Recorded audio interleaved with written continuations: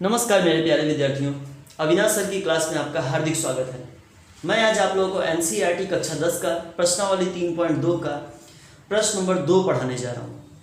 लेकिन प्रश्न नंबर 2 समझने से पहले हम लोगों को पेज नंबर 51 पे जो सारणी 3.4 है उसे समझना जरूरी है।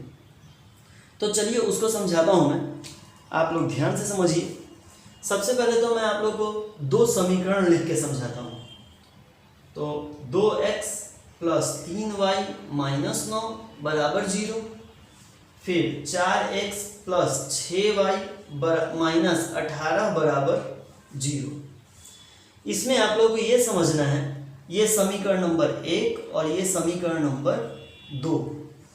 तो समीकरण नंबर 1 से पता चलेगा हम लोगों को a1, b1 और c1, और समीकरण नंबर 2 से पता चलेगा a2, b2 और c2।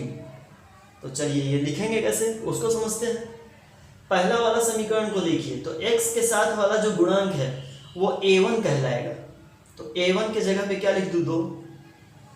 समीकरण नंबर 2 में जो x के साथ वाला जो गुणांक है वो a2 कहलाएगा। ठीक उसी प्रकार समीकरण नंबर 1 में जो y के साथ जो गुणांक है वो b1 हो जाएगा और b2 हो जाएगा ये वाला 6। उसी प्रकार c1 माइनस 9 और c2 हो जाएगा माइनस 18।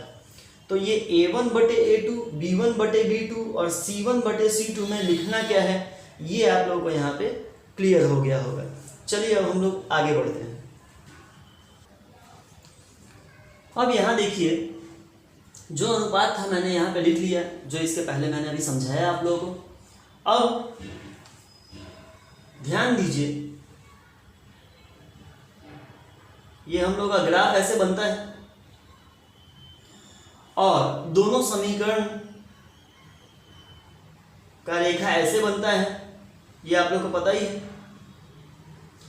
तो दोनों समीकरण का रेखा एक दूसरे को प्रतिच्छेदित करे तो कब करता है, जब कंडीशन a1 बटे a2 एक जैसा नहीं हो b1 बटे b2 के।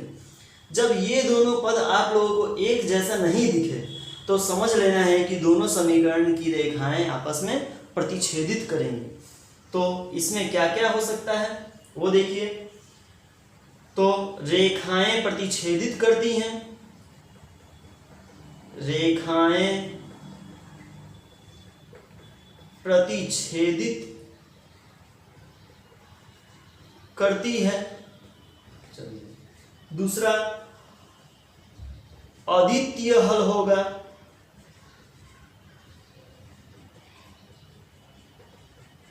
अद्वितीय हल का मतलब एक हल होगा। तीसरा नंबर संगत होगा। समीकरण के युग्म कैसे होंगे, संगत होंगे। तो ये तीन चीज आप लोग को याद रखना है। जब समीकरण का ये अनुपात हम लोग निकालेंगे तो a1 बटे a2 और b1 बटे b2 एक जैसा नहीं होगा। तो हम लोगों को समझ लेना है कि दोनों समीकरण के जो रेखा है वो एक दूसरे को प्रतिच्छेदित करेगी। तो यहाँ पे हो जाएगा रेखा प्रतिच्छेदित करती है। इसके अद्वितीय हल यानी कि एक हल होगा और संगत होगा। समीकरण के युग्म कैसे होंगे, संगत होंगे। इतना ये तीन चीज आप लोगों को याद रखना है। ये पहला नंबर हुआ। अब हम लोग दूसरे नंबर की ओर बढ़ते हैं। अब यदि समीकरण के अनुपात a1 बटे a2, b1 बटे b2 और c1 बटे c2 तीनों एक जैसा हो, ये तीनों का मान एक जैसा आ जाए तो समझ लेना है कि दोनों समीकरण का रेखा एक ही होगा। क्योंकि ऊपर वाला भी पद समान है, नीचे वाला भी समान है, तो एक ही रेखा होगा। मतलब दोनों रेखा एक ही रेखा के ऊपर है। तो ऐसे कंडीशन में हम लोग लिख सकते हैं दोनों समीकरण से प्राप्त रेखाएं समपाती होगी। रेखाएं कैसी होगी, समपाती, मतलब एक के ऊपर ही दोनों रेखा होगा। फिर इसके अनेक हल होंगे। इस प्रकार के प्रश्न में अनेक हल प्राप्त होंगे। तीसरा, दोनों समीकरण के युग्म संगत होंगे। दोनों समीकरण के युग्म कैसे होंगे? संगत होंगे। तो ये दूसरे कंडीशन से हम लोगों को प्राप्त हुआ। अब एक तीसरा अंतिम कंडीशन देखते हैं हम लोग। जब समीकरण का अनुपात इस प्रकार का हो, a1/a2 बराबर b1/b2 और c1/c2 एक जैसा नहीं हो, ये दोनों अगर एक जैसा हो लेकिन ये दोनों एक जैसा नहीं हो, तो इस कंडीशन में हम लोग का जो दोनों रेखा होगा वो समांतर होगा। ऐसा समीकरण का अनुपात अगर बन जाए तो समझ लेना है कि रेखा कैसा होगा? समांतर, यानी कि दोनों रेखाओं के बीच का अंतर समान होगा। तो हम लोग इसके बारे में लिख सकते हैं, रेखाएं समांतर होगी, इसका कोई हल नहीं होगा।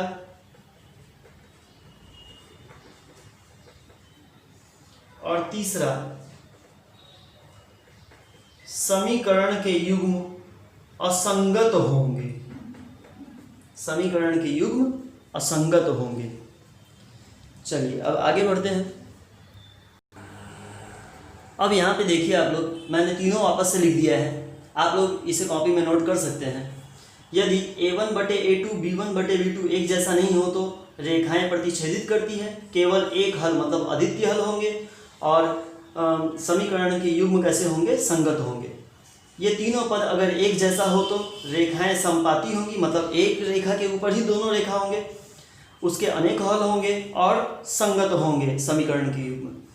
ठीक उसी प्रकार ये वाला अनुपात देख लेते हैं। ये वाला पद बराबर और लेकिन अंतिम वाला दो पद बराबर नहीं हो तो रेखाएं समांतर होंगी, उसके कोई हल नहीं होंगे और असंगत समीकरण के युग्म होंगे। चलिए अब हम लोग प्रश्न नंबर 2 करते हैं। चलिए हम लोग प्रश्न नंबर 2 पढ़ते हैं। पहले क्या है? अनुपातों a1/a2 b1/b2 और c1/c2 की तुलना कर ज्ञात कीजिए कि निम्न समीकरण के युग्म द्वारा निरूपित रेखाएं एक बिंदु पर प्रतिच्छेदित करती हैं या समांतर हैं या समपाती हैं। चलिए हम लोग हल करते हैं इस सवाल को। तो a1/a2 b1/b2 और c1/c2 इसका तुलना करते हैं। तो x के साथ वाला गुणांक a1 कहलाता है, यहाँ वाला x के साथ ये a2 हो जाएगा। फिर इसका b1 -4 है, b2 ये +6 है, ये +8 है और ये -9 है। चलिए अब जो तीनों अनुपात मैं आप लोगों को सिखाया, तीनों नियम, उसमें से कौन सा नियम इसके ऊपर सही रूप से बैठता है वो ध्यान देंगे। तो मैंने बताया था इसमें तीनों समान है नहीं, आगे वाला 2 असमान है और पीछे वाला भी 2 पद असमान है। तो चलिए ध्यान दीजिए, 5/7 बराबर -4/6, ये दोनों देखिए असमान है, ये दोनों पद असमान है। तो जब ये दोनों पद, तो इसके लिए मैं क्या लिख सकता हूँ? a1/a2 एक जैसा नहीं है b1/b2 के।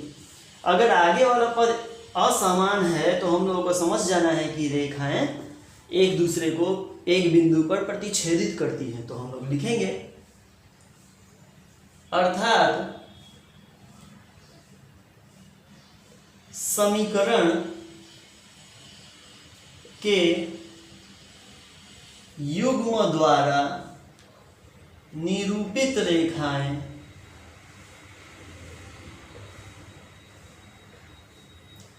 एक बिंदु पर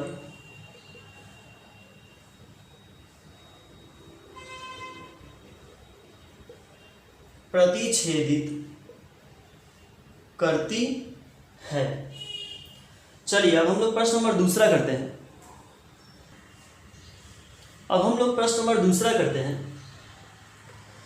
तो ये अनुपात हम लोग को लिख लेना है। a1/a2 b1/b2 c1/c2 इसमें कौन कौन होगा? तो 9/18 ये दोनों A1 A2, B1 B2 3 और 6,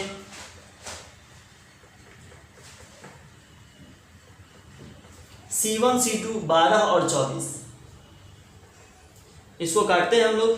9 एकम 9, 9 दूनी 18, 3 एकम 3, 3 दूनी 6, 12 एकम 12, 12 दूनी 24। यहाँ भी 1/2 बचेगा, यहाँ भी 1/2 बचेगा, यहाँ भी 1/2 बचेगा। इससे ये प्रूव होता है कि यहाँ पे A1/A2, B1/B2 और C1/C2 एक जैसा है। अभी पीछे मैंने समझाया था आप लोगों को समपाती रेखाओं के बारे में। तो जब तीनों अनुपात एक जैसा हो जाए तो हम लोग कह सकते हैं कि रेखाएं समपाती हैं। अर्थात समीकरण के युग्म द्वारा निरूपित रेखाएं समपाती है। चलिए अब हम लोग प्रश्न नंबर 3 बनाते हैं इसी में। चलिए हम लोग इस सवाल को सॉल्व करते हैं। A1/A2, B1/B2 और C1/C2 में क्या लिखेंगे? यहाँ पे लिखेंगे 6/2, यहाँ पे लिखेंगे -3 और यहाँ पे कोई सहगुणक, यहाँ पे इसका कोई गुणांक नहीं है तो -1 लिखेंगे। यहाँ -3 और नीचे -1, ये +10 है और ये +9, तो यहाँ माइनस माइनस कट हो गया। 2 एकम 2, 2 3 6, इसको मैं 3/1 लिख सकता हूँ। यहाँ भी 3/1 और यहाँ 10/9। जब ये दोनों समान हैं और ये दोनों असमान हैं तो हम लोगों का कुछ ये कंडीशन बनेगा, A1/A2, B1/B2, C1/C2 ये दोनों एक जैसा नहीं है। देख लीजिए, जब ये दोनों एक जैसा नहीं है तो हम लोग लिखेंगे अर्थात समीकरण के युग्म द्वारा निरूपित रेखाएं कैसा है? तो समांतर है। जब ये दोनों एक जैसा और ये दोनों एक जैसा नहीं हो तो रेखाएं कैसी होगी? समांतर होगी। इस प्रकार यहाँ पे प्रश्न नंबर 2 हम लोग का समाप्त हुआ। आशा करता हूँ कि आप लोगों को अच्छे तरह से ये समझ में आ गया होगा। अगर आप लोगों को मेरा पढ़ाया हुआ ये सब समझ में आया तो आप लोग मेरे चैनल को सब्सक्राइब कीजिए और अपने दोस्त लोग में भी शेयर कीजिए ताकि वे लोग भी अच्छे तरह से इसको सीख पाएँ। Thank you.